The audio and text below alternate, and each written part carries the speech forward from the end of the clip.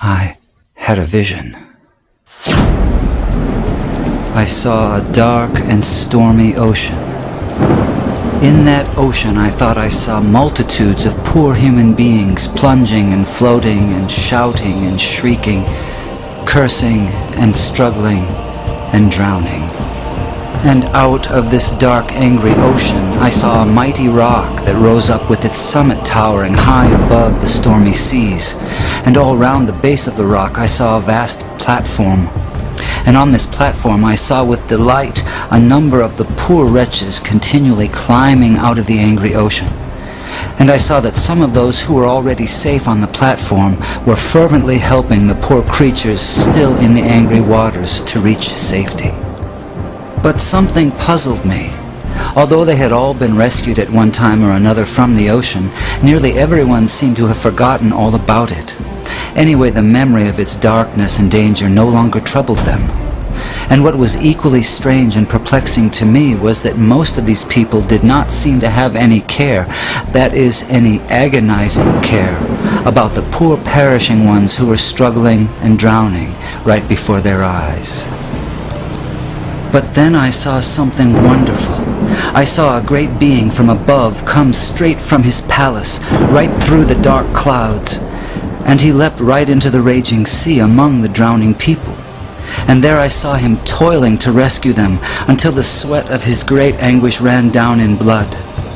And he was continually crying to those already rescued, to those whom he had helped with his own bleeding hands, to come and help him in the painful and laborious task of saving the lost.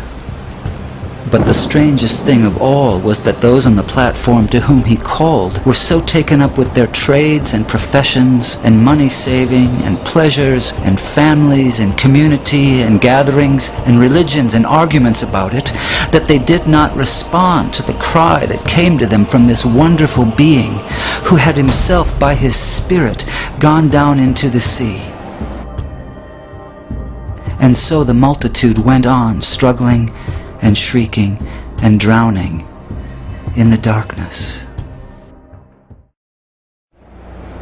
And then I saw something that seemed stranger than anything that had happened before in this very strange vision.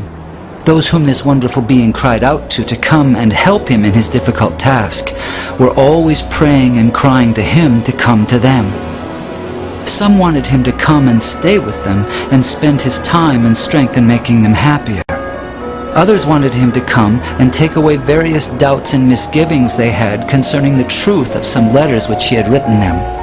Others wanted him to come and make them feel more secure on the rock, so secure that they would be totally sure they would never slip off again.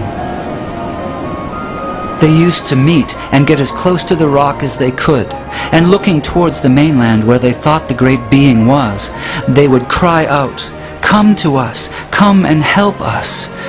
But all this time, he was down among the poor drowning creatures, crying to them in a hoarse voice, "Come to me, come and help me." And then I understood it all. It was plain enough. That sea was the ocean of life, the sea of real actual human existence. Those multitudes of people struggling in the stormy sea were the billions of sinners from every race, language, and nation. That great sheltering rock was Calvary, the place of the cross, and the people on it were those who had been rescued from sin and hell and who professed to be followers of Jesus Christ. That mighty being who called to them from the tempest was the Son of God, the same yesterday, today, and forever, who is still struggling to save the dying multitudes about us from this terrible doom of damnation, and whose voice can be heard above the music and machinery and noise of life, calling on the rescued to come and help him save the world. My friends in Christ, you are rescued from the waters. You are on the rock. Jesus is in the dark sea, calling on you to come and help him. Will you go?